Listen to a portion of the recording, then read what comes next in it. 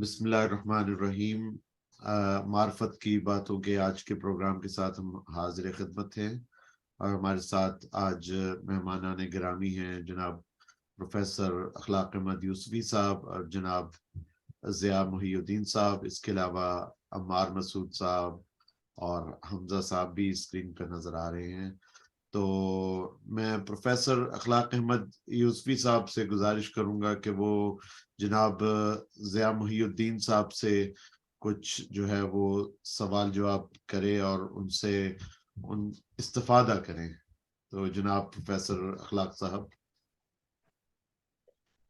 جی السلام علیکم ورحمۃ اللہ وبرکاتہ۔ تمام حاضرین سامعین ناظرین کو ہماری جانب سے ٹیچنگز آف امام غزالی رحمہ اللہ ڈاکٹر کامران شیخ چینل یوٹیوب کا۔ تو ضیاء محی الدین صاحب ہمارے درمیان موجود ہیں پشاور سے اس وقت، اور ہماری خوش نصیبی ہے کہ ڈاکٹر عبید اللہ خان دورانی صاحب قادر نگر اور اس سے پہلے وجے نگر اور بابا تاج الدین ناگپوری رحمۃ اللہ علیہ کے سلسلے سے ان کا تعلق ہے، اور ڈاکٹر صاحب ڈاکٹر عبید اللہ خان دورانی جو کہ الیکٹرانکس ڈپارٹمنٹ کے چیف تھے میری معلومات کے مطابق، اور engineering and science university Peshawar کی جو ہے اس میں ڈاکٹر عطا اللہ خان قادری صاحب سے میں ملا ہوا ہوں ظاہری طور پہ، لیکن یہ ہے کہ ڈاکٹر عبید اللہ خان دورانی صاحب نے ایک سیر کروائی تھی 2 برس پہلے، اور مطلب جیسے ہم ریکارڈنگ کر رہے ہیں، یہ جو ریکارڈنگ سنیں گا ریکارڈنگ میں ریکارڈنگ کی جیسے بات ہوتی ہے اس طرح کی وہ سیر ہے۔ تو انہوں نے کوئی جنگل ہے اور دریا ہے اور سمندر، دریا اور جنگل اور سبزہ، مطلب دریاؤں کا علاقہ ہے، کنارے کنارے جو پتھر پڑے ہوتے ہیں اس زمین پہ وہ لے کے جاتے ہیں۔ یہ میری زندگی کا پہلا اور آخری موقع تھا کہ جب میں خاموش ہوا۔ میں اس پوری میٹنگ میں، یعنی وہ ڈے لانگ ان رمضان 2020 پینڈیمک میں، تو ڈاکٹر صاحب سب کچھ بتاتے گئے، اور یہ اس سے پہلے میں شاہ محمود یوسفی محمد رضی اللہ علی جو ہے ہیوسٹن میں، ان سے بیعت ہوا، تو ان سے تذکرہ کوئی ہوا تھا، تو انہوں نے کہا خود سمجھ آ جائے گی، خود جو بتانے والے ہوتے ہیں بتا دیتے ہیں، ہمارے سلسلے میں زبان سے نہیں، صاحبان حال حال ہی سے بتاتے ہیں۔ تو مجھے اتنی سمجھ نہیں تھی، بہرحال یہ ہے کہ بہت انجوائے کیا میں نے۔ پھر وہ سرکار نامہ پڑھا الویل شاہ صاحب کے حوالے سے، بابا یوسف شاہ بابا کا، تو وہ پتہ یہ چلا کہ یوسف شاہ بابا اور ڈاکٹر عبید اللہ خان دورانی اور یہ پورا سلسلہ ہی ایک ہے، اور ڈاکٹر عطا اللہ خان قادری صاحب، اور یہ تو ایک یونیورسٹی میں رہے۔ تو اس حوالے سے مطلب تذکرہ اس لیے ہو رہا ہے کہ جب اللہ کریم چاہتا ہے تو مذہبی نسبتیں، مذہبی معاملات، دینی دانش، عرفان، حکمت، یہ چیزیں ہم اکثر ذکر ڈاکٹر صاحب سے اس پروگرام میں کرتے رہتے ہیں۔ تو ضیاء محی الدین صاحب، میں کہوں کہ میں نے کعبہ دیکھا، اور میں نے مسجد نبوی دیکھی اور زیارت کی، اور میں کہوں کہ میں نے مرشد دیکھا، تو آپ اس کو کیسے ڈیفائن کریں گے؟ ڈاکٹر عبید اللہ خان دورانی صاحب کا جیسے ویدریا سادھو وہ بک ہے کہ harmony in the universe, in the nature, in every thing, تو آپ کائنڈلی جیسے مناسب الفاظ میں کہ کعبے کو دیکھنا، مرشد کو دیکھنا، زیارت مسجد نبوی، ہم کیا سیکھتے ہیں مذہب میں؟ ہے کیا باطنی عرفان کا پہلو؟ یہ کیسے ملتا ہے؟ یہ کیسے سمجھ آتا ہے؟ جی پہچان جو ہوتی ہے آقا صلی اللہ علیہ وسلم کی اور ذات قدس کی، اللہ سبحانہ و تعالیٰ کی، وہ ایک عام آدمی کی، عام شخص کی، عام جنس کی جو بھی ہے، وہ بغیر مرشد کے اس طرح ممکن نہیں ہے جس طرح اس کی ذات اقدس ہے یا آقا صلی اللہ علیہ وسلم کی جو، تو یہ پہچان جو ہے تو یہ مرشد کے بغیر بہت مشکل ہے، ناممکن کی حد تک مشکل ہے۔ ٹھیک ہے، فرائض عبادات میں بہت سارے لوگ بہت سارے فقہ والے لوگ کر دیتے ہیں، لیکن جب تک آپ بیعت نہ ہو اور مرشد نہ ہو، مرشد کا چہرہ نہ ہو، تو آگے پھر جانا مشکل ہو جاتا ہے۔ ابتداء روحانیت یا معرفت ایک عام آدمی کے ذہن کے سوچ کی انتہا تک ہے. جہاں پر اس کی انتہا ہے وہاں سے یہ معرفت یا اس کی وہ ابتدا ہو جاتی ہے. تو جب ابتدا ہو جائے اور پھر جتنا جتنا آپ جیسے آپ نے خود فرمایا کہ یہ الفاظ میں بیان کی چیز نہیں ہے، تو یہ خود بخود جو ہے اس میں راہیں کھلتی جاتی ہیں اور آگے جاتا ہے انسان یہاں تک کہ اس کو پہچان ہو جاتی ہے آقا صلی اللہ علیہ وسلم کی، اور مدینہ منورہ یا جو بھی آپ اس کو نام دیتے ہیں، لیکن اور اسی طرح پھر خدائے بزرگ برتر کی. پھر وہیں پر جب آپ اس کے بعد کوئی بھی عبادت کرتے ہیں تو جو اس کا جو لطف کہہ لیں یا اس کے سرور کہہ لیں یا اس کے لیے بہت سارے الفاظ ہو سکتے ہیں، لیکن اس میں جو چیز آتی ہے تو وہ اسی وقت آتی ہے جب آپ کا تعلق نسبت سے ہو، نسبت سلسلہ سے ہو، سے مرشد سے ہو، پھر اس کا وہ ممکن ہو جاتا ہے.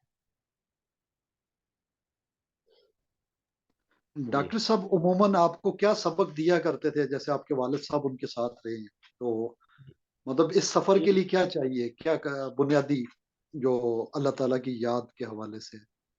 ڈاکٹر صاحب بذات خود جو ہماری بھی ملاقاتیں ہوتی تھی ابا جی کے ساتھ بھی یا ان کے بغیر بھی، ہم ان کے اس میں ہفتے میں ایک دن جب تک اسٹوڈنٹ رہے، مطلب 82-83 تک، اسی طرح 80 کی دہائی تک جب بھی ہم ان کے یونیورسٹی میں جو تھی تو وہاں پہ جب ہم جاتے تھے تو بہت شفقت کے ساتھ بہت سارے مریدوں کے ساتھ ملتے تھے.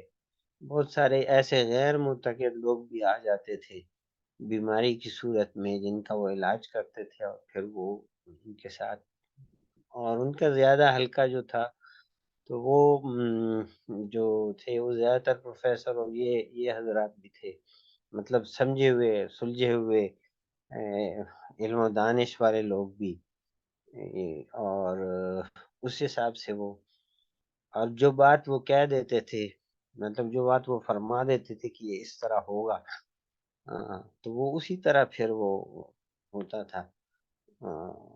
بہت سارے لوگوں کو، مطلب آپ کو میں ایک واقعہ سناؤں، ہمارے ابا جی کے ایک اور دوست بھی تھے، ان کے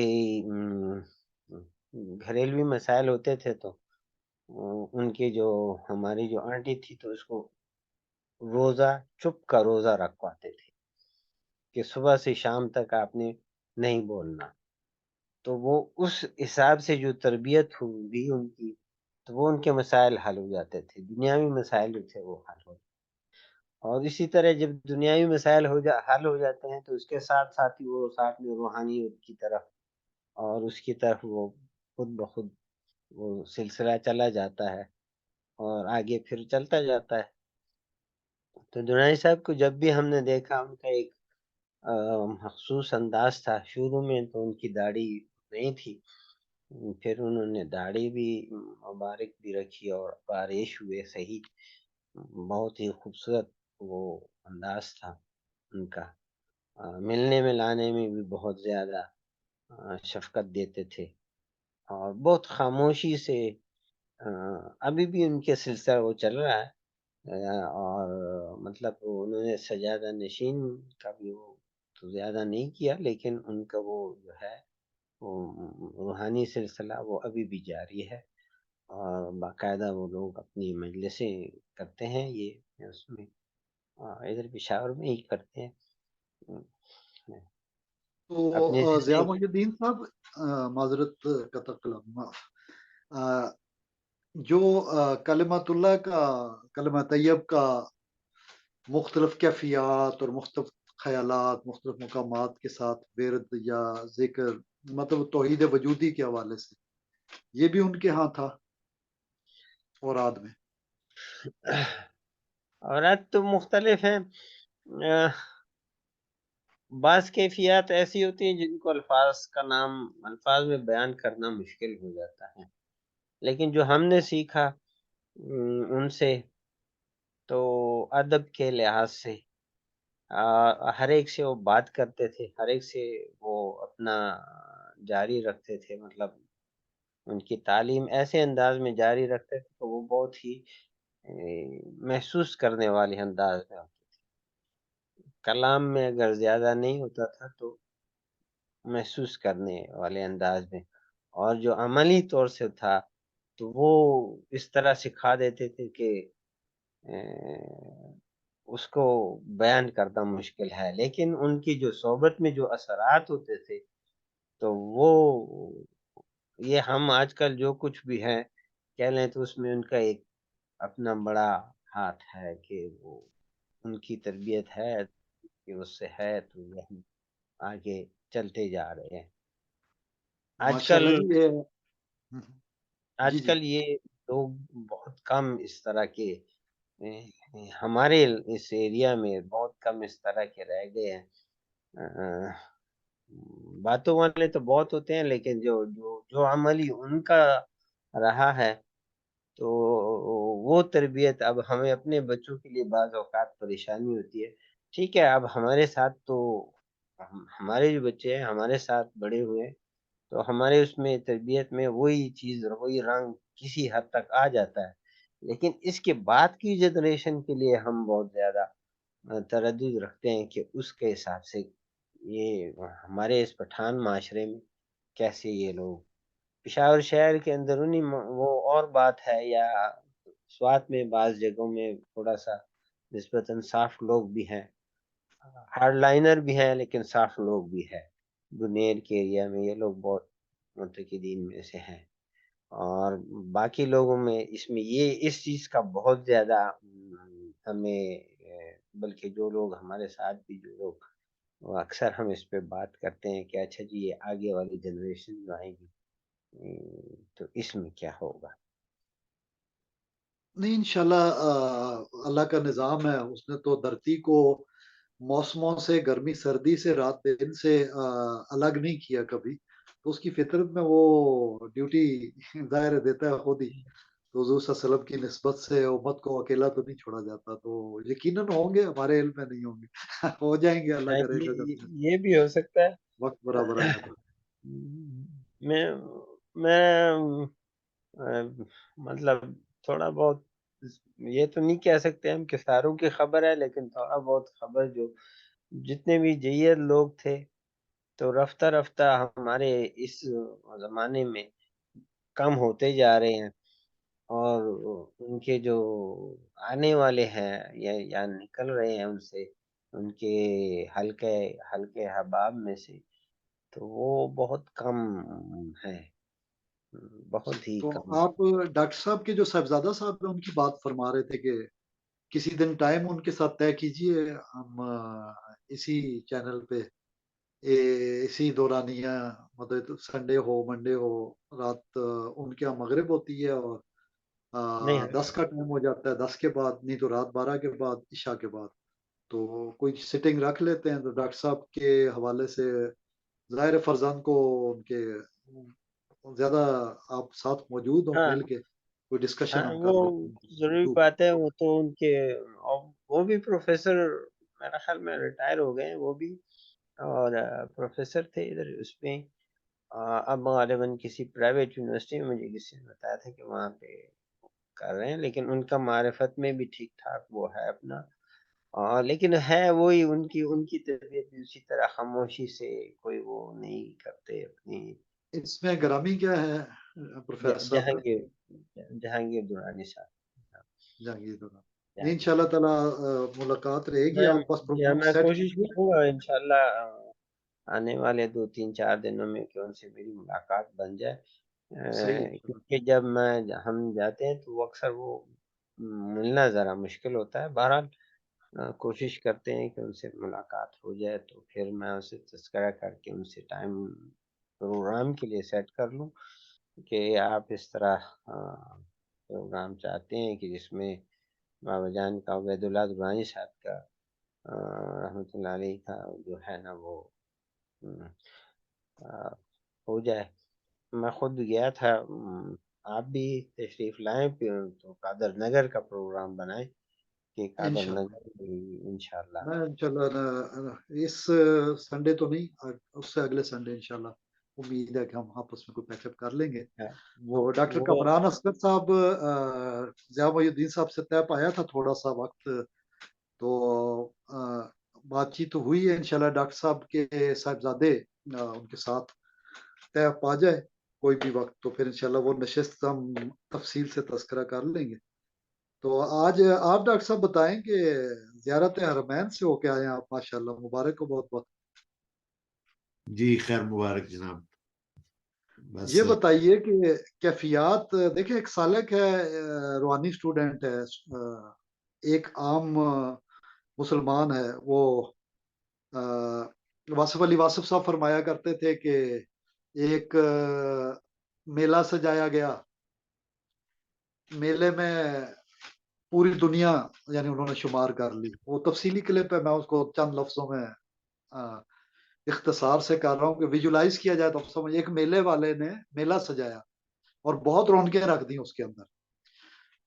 پھر اس نے جو میلہ سجایا تھا اس کا ایک مقصد تھا, انہوں نے کوئی میسج بھی دے دیا تھا تھرو میسنجرز کہ میلے کا مقصد کیا ہے. جی اور اس کے بعد اس نے کہا کہ یہ جو عارضی ہے اس کا یہ مزرعۃ الآخرہ ہے, یہ میلہ جو ہے جو کرو گے وہاں فصل ملے گی, پھل ملے گا. پھر وہ مثال دیتے ہیں کہ ایک عرس والے نے عرس کا میلہ کر لیا اللہ کے بندے نے, تو اللہ تعالیٰ نے اس کو ایک منیچر پلانٹ پائلٹ پروجیکٹ کی صورت میں ٹیسٹ کو سامنے لایا. تو لوگ گئے, کسی نے کہا قوالی بہت اچھی سی, کسی نے کہا دھمال بہت اچھا تھا, کسی نے کہا لنگر بہت اچھا تھا, کسی نے کہا دھکے بہت پڑے ہیں, بڑے بدتمیز لوگ ہیں, بد تہذیب لوگ ہیں ادھر کے پنجاب کے اور سندھ کے. کسی نے کیا کہا, کسی نے کیا کہا. کہتے ہیں سب سے پوچھتے گئے تو آخری لوگوں میں سے پوچھا تو وہ کہتے تھے عمارت بہت اچھی تھی, مزار بہت سونا سی. کرتے کرتے ایک چپ تھا, اس سے بزرگ نے پوچھا ہاں بھائی تو جو میلے پہ گیا تھا تو نے کیا دیکھا. انہوں نے کہا میں نے تو جس نے وہ میلہ سجایا تھا میں تو اس سے ملنے گیا تھا. سبحان اللہ سبحان اللہ. تو میلے والے انہوں نے کہا باقی لوگ, انہوں نے کہا میلے والا یہ کہتا ہے ہم نے میلہ سجایا اس لیے ہے کہ جس نے جہاں گم ہونا ہے جس جلوے میں ہو جائے, اور جس نے میری طرف آنا وہ میلے کے اندر سے چھوڑ کے میری طرف پہنچ جائے گا اور میرے پاس آئے گا. تو کہتے ہیں یہ چھوٹا سا پائلٹ منیچر پروجیکٹ ہوتا ہے عرس والا, بزرگ والا. اسی طرح شاہ محمود یوسفی مدد اللہ علی سرکار بابا صاحب فرماتے ہیں, مطلب ایک مرتبہ ابتدائی دور میں میری تفصیل سے سوال جواب ہوتے رہے. ان کی عمر اتنی زیادہ ہے پھر بھی انہوں نے کبھی برا نہیں منایا کہ اتنے سوالات یہ کرتا ہے, تو جیسے آپ کو بھی تنگ کرتے رہتے ہیں. تو ان سے پوچھا, ان کہتے میرا کام یا کسی بھی دنیا کے مرشد کا کام یہ ہے وہ آپ کو مسجد نبوی کے سامنے کھڑا کر دے, سبحان اللہ. وہاں جا کے جنید و بایزید سب کسی کی مجال نہیں پر مارنے کی, سب پھر ان کی مرضی ہے وہ کیا چاہتے ہیں, وہ کیا کام لینا چاہتے ہیں, وہ کیا کام دینا چاہتے ہیں. من جانب اللہ جو ہوگا وہ امر ہوگا وہاں پہ. وہاں مرشد کی نہیں چلتی, وہاں مرشدوں کے مرشد ہے اور وہاں سب کا مرکز ہے. وہاں خلفائے راشدین کیا, اہل بیت کیا, سلمان فارسی کیا, ابو ذر غفاری کیا, وہ سب چپ ہیں اور اپنا وہ ابو ذر غفاری وہ اپنا بوجھ اٹھائے ہوئے بھاگ رہے ہوتے ہیں کہ کہیں محبوب کی جہاد سے مس نہ ہو جائیں ہم. تو وہاں پہ یہ کیفیت ہوتی ہے.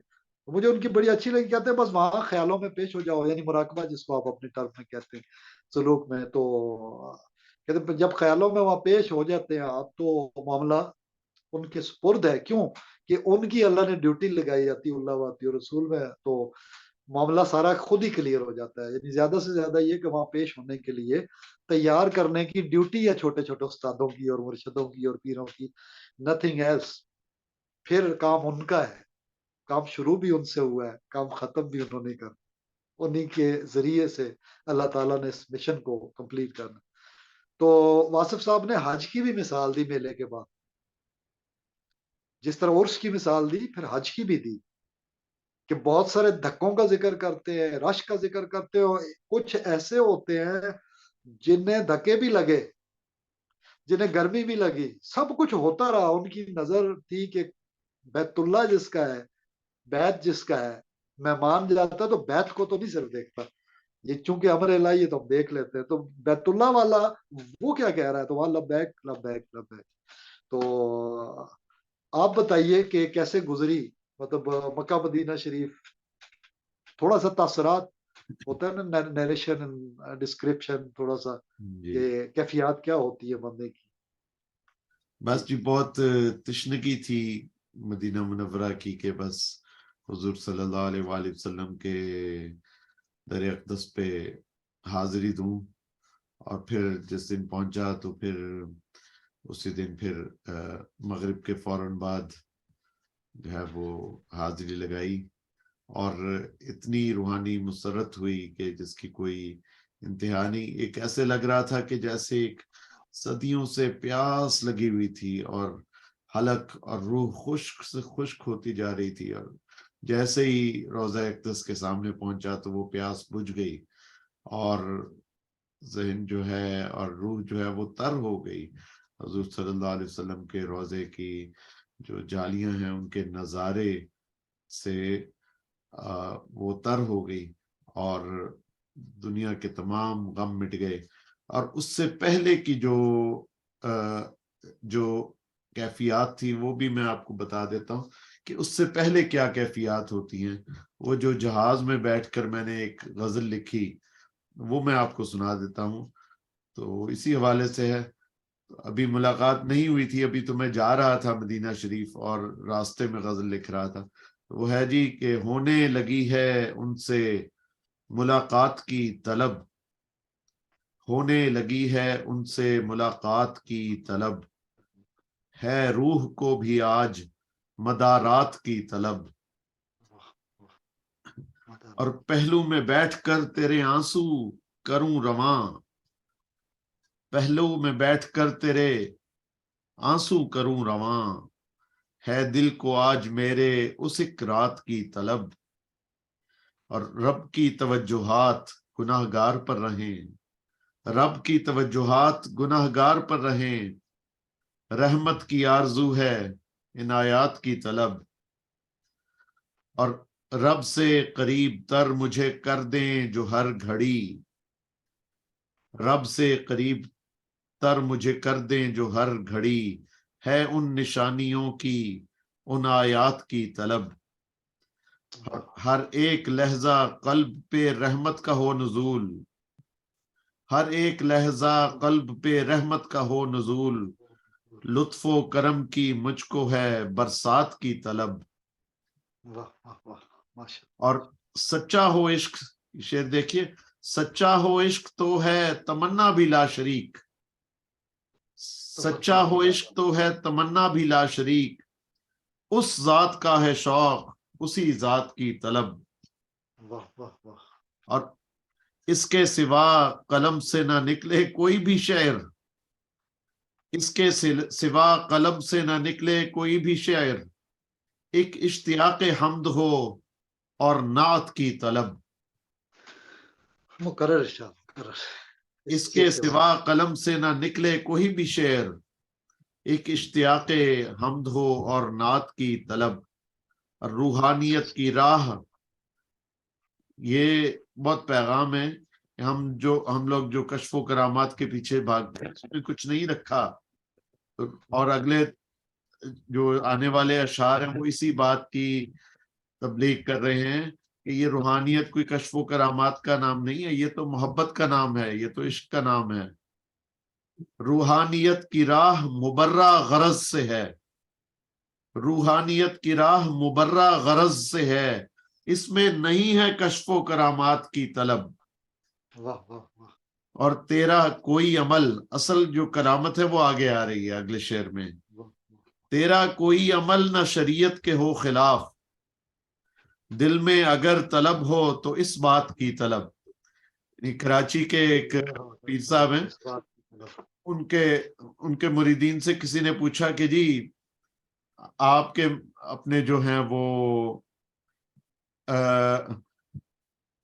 अपने जो है वो उनसे अपने मुर्शिद की करामात कुछ सुनाए। उन्होंने कहा कि जी उनकी सबसे बड़ी करामत ही यही है कि वो सुन्नत के पाबंद हैं। और उसके बाद जी तो तेरा कोई अमल ना शरीयत के हो खिलाफ, दिल में अगर तलब हो तो इस बात की तलब, और इस जिंदगी को आज है दरकार जिंदगी, इस जिंदगी को आज है दरकार जिंदगी, लम्हात को भी आज है लम्हात की तलब, लम्हात को भी है आज लम्हात की तलब। वाह वाह वाह। और आमाल में है रूह न बाकी कोई तड़प, आमाल में है रूह न बाकी कोई तड़प, फिक्रो हुनर को आज है जज्बात की तलब, वाह वाह वाह। और है जुस्तजू अगर तो है मालिक के कुर्ब की। जिस तरह वो एक हिकायत है कि राबिया बसरी रहमतुल्लाह अलैह वो एक बाल्टी में पानी था, एक साथ एक आग का कुछ पकड़ा हुआ था, और दोनों को फेंकने जा रही थी, और उनसे पूछा कि ये क्या है। उन्होंने कहा कि मेरी इबादत ना जन्नत के लिए है ना दोजख से बचाव के लिए, मैं तो अल्लाह ताला के लिए इबादत कर रही हूँ, तो मैं इसको जो है वो इसके तस्वुर को मिटाना चाहती हूँ। तो है जुस्तजू अगर तो है मालिक के कुर्ब की, ना अदन है मुराद ना जन्नात की तलब, और बेलौस कर तू अपनी मोहब्बत को कामरान, ये मक्ता अव्वल है जी, बेलौस कर तू अपनी मोहब्बत को कामरान, किस बात का तकाजा है किस बात की तलब, वाह किस बात का तकाजा है किस बात की तलब। और मक्ता सानी देखिए जी, दिल से निकलते साथ रसाई हो अर्श पर, दिल से निकलते साथ रसाई हो अर्श पर, असगर है आज ऐसी मुनाजात की तलब। मुनाजात की तलब ऐसी मुनाजात। तो ये कैफियत थी जी कि जब बंदा हाजिर हो रहा होता है तो फिर क्या कैफियत होनी चाहिए, वो ऐसी कुछ कैफियत थी जिनको मैंने अशार की सूरत में कलमबंद कर दिया। वाह यही माफिज ज़मीर होता है, जो कैफियत बहुत सारी बातें जो नसर में हम नहीं कहना चाहते या नहीं कह पाते, वो नज़्म में ख्याल उधर जाता है। अल्लाह ताला सबको तौफीक दे जी कि ये जलवे बार बार हर बार नसीब हो और बार बार नसीब हो। आमीन। और अल्लाह हम सबको काबतुल्लाह और मस्जिद नबवी और हरमैन करीमैन अशरीफैन उनकी ज़ियारत नसीब करे और वहाँ की बरकतें हमारे कल्ब व बातन में हों। तो बड़े मज़े की जो बात आपने की है, तो मुझे थोड़ा सा याद आ रहा है, कासिम अली शाह, सैयद कासिम अली शाह भाई ने जी जी इंटरव्यू किया था सैयद सरफराज शाह साहब से। जी जी जी तो उनसे पूछा उन्होंने कि जी आपकी मुमताज मुफ्ती साहब के हवाले से कोई यादें और कोई बातें। तो सैयद सरफराज शाह साहब को उन्होंने बताया कि ये औखे अवलड़े तलाश, ये किताबें उनकी। तो सैयद सरफराज शाह साहब मदज़ल्लल आली ने तो तलाश किताब के बारे में कहा कि मतलब ये मेरी चॉइस है, यानी हरमैन का जो सफरनामा है उसको उन्होंने कहा अगर मेरी चॉइस आप पूछते हैं तो लब्बैक किताब कभी पढ़िए, सर से पांव तक हिला देगी, सर से पांव तक हिला देगी। मुझे सैयद सरफराज शाह साहब का ये जुमला बहुत मजे का लगा। उन्होंने और भी तस्करा किया उनका, जब उनसे पूछा कासिम अली शाह भाई ने कि जी उनके हवाले से, तो तहरीर के हवाले से, शख्सियत के हवाले से, तो सैयद सरफराज शाह साहब ने फरमाया कि अंदाज़े बयान तहरीर में तासीर खूब थी और आंखें बड़ी गहरी रखते थे, ऑब्जर्वेशन बड़ी कमाल की थी, लोगों की नफ्स पे उनका हाथ रहता था। ये उनके कमाल की खूबी मैंने देखी जो मुझे नुमाया नजर आई। और साफ गोई ऐसी थी और रख रखाव के साथ पर्दादारी रखकर कि दिल दुखाए बगैर साफ गोई से कन्वे करते। ये वजादारी कमाल की थी उनकी। और उनका जिक्र करते हुए उन्होंने ये भी कहा कि वो बीमार थे जब, तो पूछा तो मैंने कहा उन्हें कि आप फालसा कसरत से खाया कीजिए। تو وہ کہتے ہیں جی کہ ہفتے بعد وہ گھر منتقل ہو گئے ہاسپٹل سے، اور پھر انہوں نے ایک خط لکھا، کہتے وہ جملہ مجھے یاد رہ گیا، یعنی ان کی تلاش کتاب اور لبیک کتاب، اس کے پس منظر میں لبیک شاہ صاحب نے ریکومینڈ کی ہے کہ میری چوائس پوچھتے تو یہ پڑھے، کبھی پڑھیے، سر سے پاؤں تک ہلا دے گی. یعنی کعبۃ اللہ اور مسجد نبوی، حرم مکہ اور حرم مدینہ، حرمین شریفین، وہ جو سفر نامہ مفتی صاحب نے لکھا واقعی وہ پڑھنے کی چیز ہے. تو کہتے ہیں جی میں نے خط جب پڑھا تو وہ جملہ یاد رہ گیا مجھے مفتی کا. انہوں نے لکھا علی جا فالسے کا موسم ختم ہوا، اب امرود کو حکم دیجئے کہ فالسا ہو جائے. ہائے ہائے. تو جب پیار محبت ہوتا ہے تو اس طرح کے جملے ہوتے ہیں. اور دیکھیے مفتی صاحب عقیدت محبت سے گزر گئے، اور مرشد ابھی بھی یاد کر رہے انہیں. یا تلاش جو ہے نا اسے کمال کر دیا. نہیں ہمارے تاثرات اتنے لکھے تو اچھے نہیں ہوں گے جیسا انہوں نے کمال کیا. بہرحال مفتی صاحب کے ساتھ تو بابا عرفان الحق ہوں، پروفیسر احمد رفیق اختر صاحب ہوں، اور دیگر ہم اثر ہوں، پہلے کے ہوں. 90 سال کا بندہ 95 تک، 90 سال تو کہاں علی پور کا علی پاکستان سے پہلے کے برس، اور کہاں پاکستان بننے کے بعد 90 تک الکھ نگری، یعنی خدا کی بستی اس کا معنی بنتا ہے، اللہ کی نگری. تو بہت کچھ پاکستان اور بزرگان دین کے حوالے سے اس میں ہے. اور عرب بھائی جان کا تذکرہ ہے یہاں پہ راول پنڈی میں، اور مرید حسن کا اور بزرگان دین کا. تو عرب بھائی جان کے حوالے سے تو ہمارا جو سلسلہ ہے ان کے بھی عرب بھائی جان خصوصی نوازش کرتے تھے. شاہ محمود صاحب جو ہے آغا محمود الحق اس زمانے میں کہلاتے تھے یہاں. تو وہ عرب بھائی جان خصوصی کرم نوازی آیا کرتے تھے ان کے گھر اسپیشلی. قرآن حکیم تو کہا جاتا ہے پڑھانے آتے، لیکن مجھے یہ لگتا ہے کہ وہ بابا فرید رحمۃ اللہ علیہ کا ذکر کیا جا رہا تھا، سید سرفراز شاہ صاحب نے کیا ہے. اب مجھے اس کے کنٹیکٹ کی سمجھ نہیں آئی، ظاہر ہے گہری باتوں کی سمجھ بہت دیر سے آیا کرتی ہے. انہوں نے کہا کہ بابا فرید رحمۃ اللہ علیہ نے جو بات کی ہے، قرآن کے ایک لفظ کا پڑھنا 1000 سال کی عبادت کے برابر ہے. سبحان اللہ. اور اتنا ہی نہیں، 1000 سال کی نیکیاں اور عبادت اتنا ہی نہیں، یعنی ایک لفظ پہ جو غور اور تفکر وہ پڑھنا، یعنی جو آ کے عرب بھائی جان بابا محمود کے پاس جس طرح وہ فرماتے ہیں کہ قرآن پڑھانے اسپیشلی آنا اور چلے جانا، تو وہ بیچ میں پڑھانے والی کاروائی یہ بھی ہوتی ہے. تو ساتھ انہوں نے کہا کہ 1000 برس کے گناہ بھی دھل جاتے ہیں. یعنی انسان کی تو عمر اتنی نہیں ہوتی، اس گہری بات میں کیا کیا باتیں ہماری سمجھ سے بھی باہر ہے کہ قرآن کا ایک ایک لفظ اپنے اندر کیسا نور رکھتا ہے. بہرحال آپ مکہ معظمہ جب گئے تو وہاں کا مطلب غار ہرا کے حوالے سے کوئی وزٹ کا کوئی خاص تاثرات؟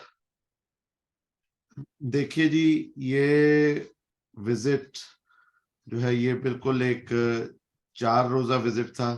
بلکہ ایک صاحب کہہ رہے تھے کہ یہ تو آپ نے سے روزہ لگایا، شاید آپ ہی کہہ رہے تھے، کوئی اور کہہ رہا جی تھا. میں نے رات کو بات کی، میں نے کہا سروزہ پورا ہو گیا آپ کا 3 دن. وہ جی ڈیٹ میں نے ڈیٹ سے اندازہ لگایا، وہ ہاں جی. چوتھا دن اس کے اندر آدھا آ گیا. تو ایسا ہی ہے کہ وہاں پہ 4 دن گزرے یا 3 راتیں گزری وہاں پہ. تو واقعی سے روزہ تھا. تو اس میں تو پھر یہ ایک خالص جو ہے وہ یہ تھا کہ جی حضور صلی اللہ علیہ وسلم کے در اقدس پر سلام عرض کرنا ہے.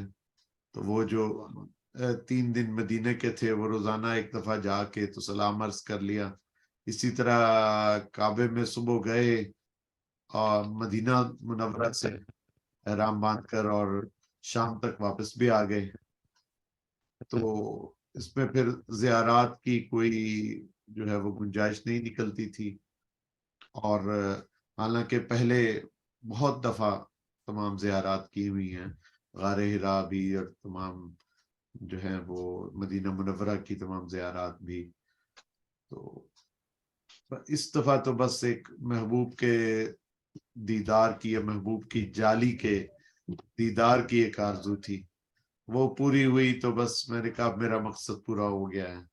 بس اس حرمین کے کی بعد تجلیاں عمرہ کیا اگلے اور مرتبہ. پھر 2 دن اور رہے اور واپس.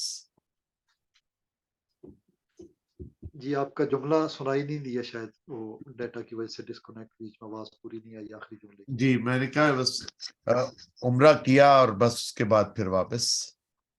واہ، مطلب چکر جو ہے اینٹی کلاک وائز، جو اللہ تعالیٰ کی عجیب شان ہے نا، ہر چیز کلاک وائز ہے، وہاں طواف کے چکر اینٹی کلاک وائز، یعنی وہ ابراہیم علیہ السلام کے دور تک واپس 7 کے 7 چکر اس دور کو، اور پھر وہ صفا مروہ میں بھی وہ کوئی 7 والا معاملہ ہے میرا خیال، جی بالکل بالکل صفا ایسا سے ہی۔ مروہ من شعائر اللہ۔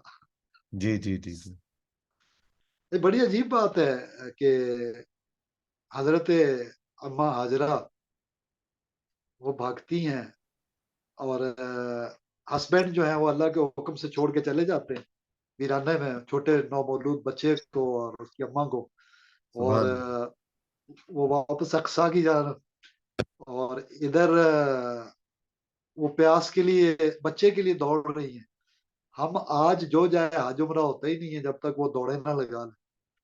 صحیح بات ہے۔ اور وہ ہمارے کچھ دوست کہتے ہیں نا جی کہ وہ تقلید ہر صورت میں کچھ وہ سخت الفاظ استعمال کرتے ہیں، میں وہ دہرانا بھی نہیں چاہتا، کیونکہ وہاں تو لا شریک لہو کے الفاظ ہم پکارتے ہیں، تو وہاں بے پہ شک یہ شراکت محبت تو اللہ نے خود کی ہے، تو نہ کرے غیر پیغمبر کی تقلید تو اما حجرہ رضی اللہ تعالیٰ عنہ علیہ السلام اور وہ بچہ نومولود، تو اللہ تعالیٰ تو ہمارے علم کے تکبرات کے بت توڑتا ہے، میں یہ سمجھوں۔ بے شک بے شک۔ حرم میں جا کے، اور حرم مدینہ ہو یا حرم مکہ، جو حضور اکرم نے مکہ اور مدینہ دونوں میں، مدینہ شریف میں بھی کھڑے ہو کے ڈیمارکیشن کی، حدود کا تعین کہ یہ ہے حرم مدینہ، بے تو شک اللہ کی عجیب شان دیکھیں کہ حرم کو تو ایک ہی ہونا چاہیے تھا، دو کیوں؟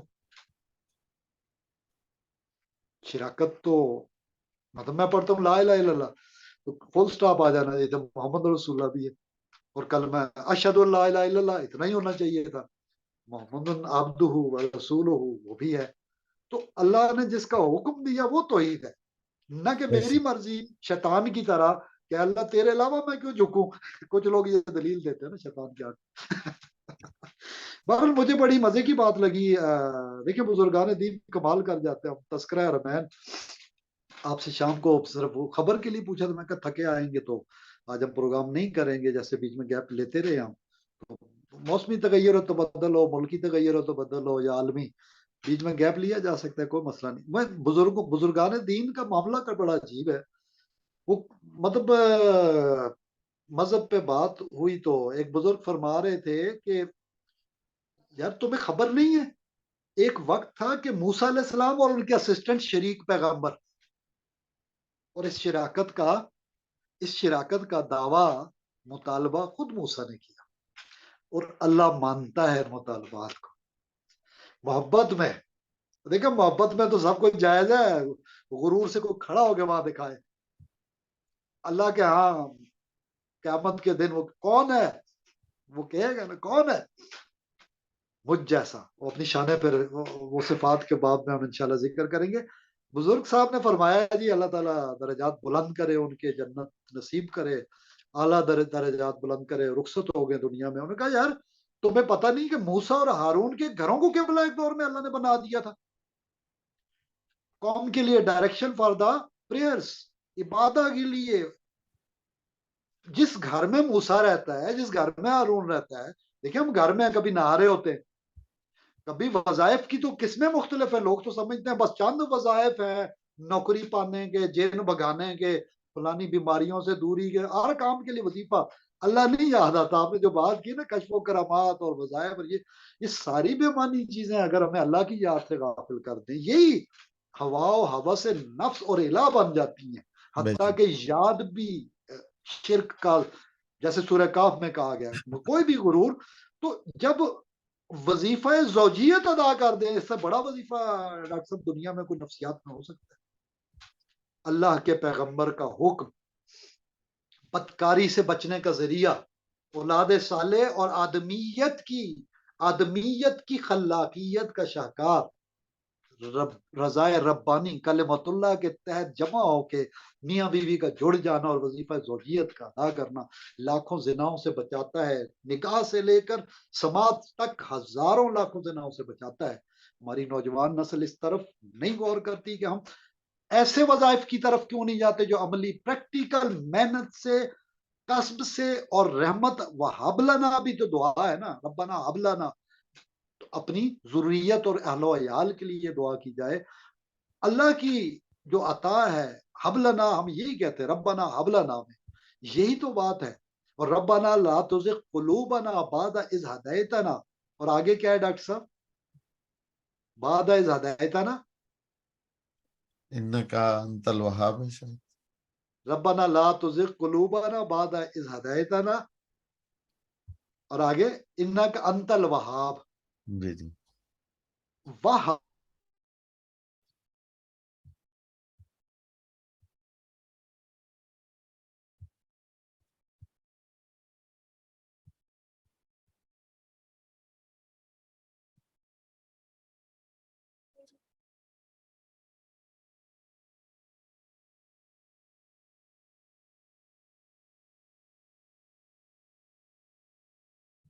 जी, ऐसा लग रहा है जैसे अखलाक साहब डिस्कनेक्ट हो गई हैं। जी प्रोफेसर साहब, आप फरमा रहे थे। जी ये अचानक मेरे ख्याल डाटा डिस्कनेक्ट हुआ है कनेक्शन। जी जी जी। तो आखिरी जो जुमले रिकॉर्ड पे गए उस हवाले से दोबारा रीस्टार्ट। जी, रब्बना हब लना मिन लदुनका रहमतन इन्नका अंतल वहाब। इन्नका अंतल वहाब। जी जी। मैं वो रब्बना हबलना मिन अज़वाजिना व ज़ुर्रियातिना कुर्रत अयुन वजअलना लिल मुत्तकीन तकीना इमामा, इमामा। हाँ जी। मुत्तकीन का इमाम बना दे। वजीफा कौन सा है पीछे? अमली जिंदगी। जो मक्का मदीना में हरमैन में कम्युनिटी की यहाँ बात कर रहा था मैं, 13 बरस के जो ईमान और तयक्कुन की मेहनतें हैं, मशक्कतें हैं, वल्लजीना जहादू फीना लनहदियन्नहुम सुबुलना, सबीले फी सबीलिल्लाह, सबीले इलाह में, रास्ता इलाहिया में, वहां सिखाया। फिर मदीना में आके अंसार ब्रदरहुड कायम कर दिया, मवाखात मदीना, भाई भाई। फिर वहां पे फैमिलियां आबाद की गई ताकि खानदानों के यूनिट बने। फिर वो सिविक सेंस वाला दुनिया का पहला शहर बना जिसका नाम ही शहर है, यानी Medina, city of light, Madinatul Munawwarah. और मक्का मुअज्जमा, अजमत इलाहिया का शाहकार। यानी जैसे आप गए वहां पे हरमैन के जलाल और जबरूत, सही बात है, वो नज्म में जैसे बयान किया वो अल्फाज में नहीं बयान किया जा सकता। मैं उस तरफ जाता है कि मेरा जहन एक बुजुर्ग का तो वाकया जो बयान किया है, सैयदना मूसा और हारून के घर को बना दिया था काबा, ये सूरह यूनुस में है। ये सूरह यूनुस का है। अब कुरान हकीम में दूसरा हमें बड़ा मजे का पूरा वाकया मिलता है, जब हुजूर अकरम बार बार मदीना शरीफ में यहूद में से कबीले और कुछ लोग मुसलमान हो गए कबीला, और किबला हुजूर ने चाहा कि इब्राहिम अलैहिस्सलाम के मुकाम इब्राहिम की तरफ मोड़ जाऊं। ये हुजूर अकरम सल्लल्लाहु अलैहि वसल्लम की ख्वाहिश थी। बार बार आसमान को देख रहे थे और अल्लाह ताला ने फिर आखिरकार कह दिया, फला नुवल्लियन्नका क़िबलतन फतरज़ाहा, ऐ महबूब सल्लल्लाहु अलैहि वसल्लम, तेरा आसमान की तरफ नजरें उठाना, हम बार बार तक रहे हैं, यानी हम भी तक रहे हैं कि तू तक रहा है। अब ये और वो किस तरह है, ला उक़सिमु बिहाज़ल बलद व अंत हिल्लुम बिहाज़ल बलद। अल्लाह ताला कह रहा है, जैसे मैं आपको कोई डॉक्टर साहब मैं कसम तो उठाता ही नहीं हूं, अगर मैं कसम उठाता हूं तो इस बात की उठाता हूं, यानी मैं अपनी कसम को डिफाइन भी कर रहा हूं कि वलासर कह देता डायरेक्ट अल्लाह नो। अल्लाह ने कहा ला उक़सिमु बिहाज़ल बलद, ए महबूब है मोहम्मद रसूलुल्लाह, ये जो मक्का का शहर है, ला उक़सिमु बिहाज़ल बलद, मैं इसकी कसम नहीं उठाता। وَأَنْتَ حِلٌّ بِهَذَا الْبَلَدِ، اور تو اس شہر میں خرام ناز کرتا ہے میری دعوت اور میرے کلمہ کی تبلیغ کے لیے، اور دشمنوں کے مابین رہتے ہوئے بغیر ڈرے میری رضا کے لیے جان ہتھیلی پہ لیے پھرتا ہے۔ تیرا اس چلنے کو میں دیکھ رہا ہوں، اس لیے میں قسم اٹھاتا ہوں۔ وَأَنْتَ حِلٌّ بِهَذَا الْبَلَدِ لَا أُقْسِمُ بِهَذَا الْبَلَدِ وَأَنْتَ حِلٌّ بِهَذَا الْبَلَدِ، بلد، اس شہر مکہ کی قسم میں اس لیے اٹھاتا ہوں کہ تو اے محبوب اس میں خرام ناز کرتا ہے، تو جس ناز و نخرے سے میرے پیغام توحید کے لیے چلتا ہے۔ اچھا، میرا ذہن ڈاکٹر صاحب، آپ حرمین کا ذکر آپ نے چھڑا، اس طرف جاتا ہے کہ حضور اکرم صلی اللہ علیہ وسلم پہاڑ کی چوٹی پہ چلے جاتے ہیں، بار بار جا رہے ہیں غار ہرا کی تنہائیوں میں۔ ام المومنین کی روایات امہات المومنین کی موجود ہیں، یعنی کچھ لوگ سوال کرتے ہیں جو حدیث کو جو دور جدید میں سمجھتے ہیں کہ قرآن بغیر حدیث کے، نبی کی سنت صرف قرآن میں نہیں لکھی ہوئی، اللہ تعالیٰ نے اس کے لیے نبی صلی اللہ علیہ وسلم کو بھی کہ آپ بولتے ہی نہیں الا ما یوحی الیہ، جو وحی کی جاتی ہے وہ بولتے ہیں۔ یہ کیسے ممکن ہے کہ وحی بولی جا رہی ہو اور کتاب سے الگ والی ہو اور عمل ہو، حضور کی پسند ناپسند کا تذکرہ ہو، اور وہ ریکارڈ پہ نہ آئے؟ میں عجیب بات ہے، قبل از مسیح کے 400 سال پہلے کے سقراط، افلاطون اور ارسطو کو تو میں نے، ارسطاٹل اور سوکریٹس کے اقوال پہ تو مجھے کبھی شک نہ، اور میں مان لوں کہ یہ کتاب آئی ہے انگریزی میں اور یہ اس کی ہے۔ نبی کی بات آئے تو میں ٹھیک ہے، جرا علماء کے لیے، علماء حدیث کے لیے، اصول حدیث کے لیے، اصول فقہ کے قوانین کے لیے، اسلامک جورسپروڈنس میں یہ سارے حوالے ضروری ہیں، مگر عوام کی حیثیت سے، میں شہری کی حیثیت سے بات کرتا ہوں، بلد سے بات مدینہ تک جا پہنچی۔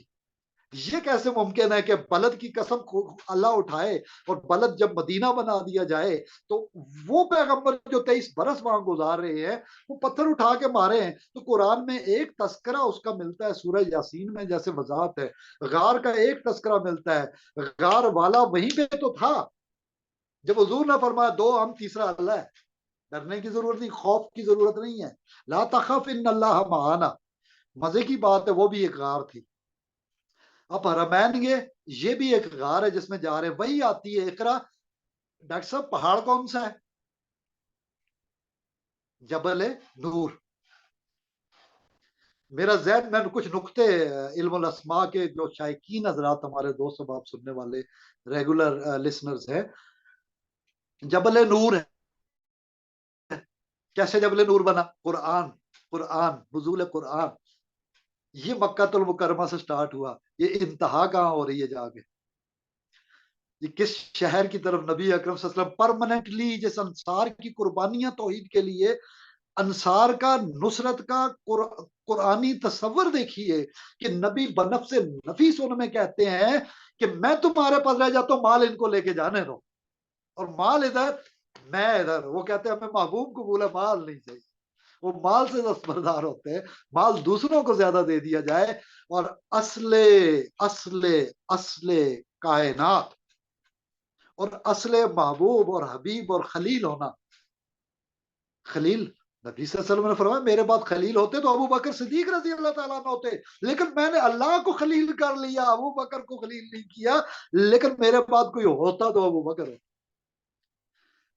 بہت ساری باتیں اس طرح کی ہیں۔ میرا نقطہ یہاں جاتا ہے کہ نور کا پہاڑ، جبل نور، وہاں پہ محمد رسول اللہ کے نقطے کا موجود ہونا، یہ نور اللہ کا ہے ڈاکٹر صاحب یا کسی اور کا؟ تھوڑا سا نور کی وضاحت آپ، اللہ کا نور ہے کیا؟ اللہ نے نور کے حوالے سے کہا کیا ہے؟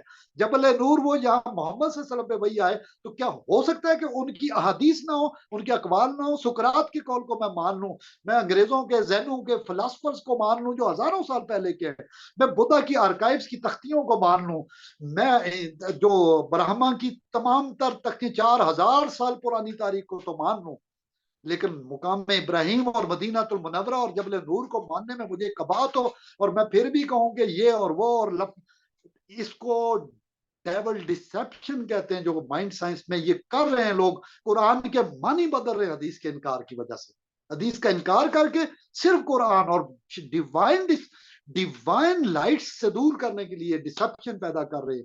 یہ ڈراتے ہیں غربت سے، جو ہو رہا ہے ہمارے ملکوں میں، جو دنیا میں غربت، تنگ دستی، افلاس سے شیطان ڈراتا ہے، اللہ یہ کہہ رہا ہے۔ یہ محمد رسول اللہ صلی اللہ علیہ وسلم نے ہمیں پیغام دیا تھا۔ اور آیت الکرسی کے بعد نور کی وضاحت ہے، شیطان اندھیروں کی طرف، رحمان نور کی طرف بلاتا ہے۔ ڈاکٹر صاحب نور کے بارے میں اللہ نور السماوات والارض جیسے ہے، تو آپ کے ذہن میں جیسے مکہ مدینہ گھومے تو نور کا کیا تصور آتا ہے، تاکہ حضور اکرم صلی اللہ علیہ وسلم کے اس روحانی میراث کو ہم حاصل کریں گے؟ یہ نور الہیہ ہی ہے جو نور رسالت سے اور نور قرآن سے اور نور اہل بیت سے اور نور اصحاب کریم سے، اصحاب کریمین کریمین، سب کے سب کی وجہ سے ہم تک ملا ہے، ہمیں پہنچ رہا ہے، آج بھی پہنچ رہا ہے اور بال یقین پہنچ رہا ہے۔ وہ ڈاکٹر طاہر القادری صاحب نے ایک بار تو بچپن میں نے سنا تھا کہ آج بھی ابو بکر کی آنکھ پیدا کر لو، محمد رسول اللہ نظر آتے ہیں۔ آج بھی ابو جہل کی آنکھ اور ابو لہب کی آنکھ سامنے دیکھتی، وہ رشتہ دار سمجھتی تھی، انہیں نبوت کا مقام نہیں دیکھا، اور ابو بکر کہتے ہیں ان کی حقیقت اللہ کے سوا کوئی نہیں جانتا۔ یہ کون سا نور الہ ہے جس کو کوئی نہیں جانتا؟ خود ساتھ والے کہتے ہیں ہم نے تو جو دیکھا وہ اسلام کا وہ پہلو جو شرع نے ہم پہ واضح کیا، ظاہر کیا، یہ وہ ہے۔ تو تھوڑا سا آپ اللہ نور السماوات والارض، اس کے جلوے جو اس شہر میں کیوں منورہ کہتے ہیں، کیوں معظمہ کہتے ہیں، کیوں جبل نور کہتے ہیں، تو تھوڑا سا کعبے میں وہ محسوسات ہوتی ہیں نا کہ نور ہے کوئی جو چکر لگاتے ہوئے بیت اللہ میں ہمارے سامنے آتا ہے۔ اور ہر مسلمان کو اللہ وہ نصیب کرے کہ اسے پتہ چلے کہ مسجد نبوی کے حرم میں اور مکہ معظمہ بیت اللہ کے حرم میں دونوں طرف انوارات کچھ اس قسم کے ہیں جسے ہم لفظوں میں نہیں بیان کر سکتے۔ اللہ نے خود کہا میں نور ہوں زمین و آسمان کا، تو پلیز اس کی تھوڑی سی کیفیت کی وضاحت ہو جائے جتنی ممکن ہے، لفظوں میں ظاہر نہیں ہو سکتی۔ نور السماوات تو ایسے ہی ہے جیسے ایک سورج ہے، ایک بلب ہے، اس کا جو کور ہوتا ہے وہ کور، اس میں حد سے زیادہ ہیٹ ہوتی ہے کہ آپ بلب کو آپ ہاتھ نہیں لگا سکتے، سورج کے آپ قریب جائیں گے تو جل جائیں گے۔ تو اسی طرح لیکن جو آگے نور نکلتا ہے وہ پھر ہر جگہ پر موجود ہوتا ہے، اور کوئی جگہ ایسی نہیں ہوتی جہاں وہ نور نہ پہنچے۔ اللہ کے نور کی بھی ایسی ہی مثال ہے کہ وہ ہر جگہ پر موجود ہے، اور جو ایک تجلیات ذات ہے اس کے بارے میں کہا جاتا ہے کہ ثم استوى علی العرش، کہ اللہ تعالیٰ کی جو خصوصی تجلی ہے وہ عرش پر ہے۔ تو وہاں سے پھر انوارات کا نزول ہوتا ہے، اور ان انوارات کے نزول کا بھی جو پھر آگے سب سے زیادہ جو نزول ہوتا ہے اور جو سینٹر ہے اس نزول کا، وہ پھر مکہ اور مدینہ بنتا ہے۔ تو وہاں پہ پھر جو ایک روح کو ایک تسکین سی محسوس ہوتی ہے، چین ملتا ہے، اور خصوصاً اگر آپ سردی کے موسم میں جائیں تو ایسے لگتا ہے کہ جس طرح بالکل ہی رحمت نازل ہو رہی ہے، کہ بالکل کوئی گرمی کا نام و نشان نہیں، اور اتنا پیارا موسم دسمبر جنوری کا۔ تو میں تو یہی کہوں گا کہ جی روحانی مسرت جو حاصل ہوتی ہے، جو تسکین ملتی ہے دل کو، اسی سے احساس ہو جاتا ہے کہ انوار کی بارش ہے یہاں پہ۔ تو اس کے ساتھ ہی ہم آج کا جو پروگرام ہے اس کو ہم اختتام کی جانب بڑھاتے ہیں۔ انشاءاللہ انگلش نشست میں آپ کے ساتھ ملاقات ہوگی۔ السلام علیکم ورحمۃ اللہ وبرکاتہ۔ وعلیکم السلام ورحمۃ اللہ وبرکاتہ۔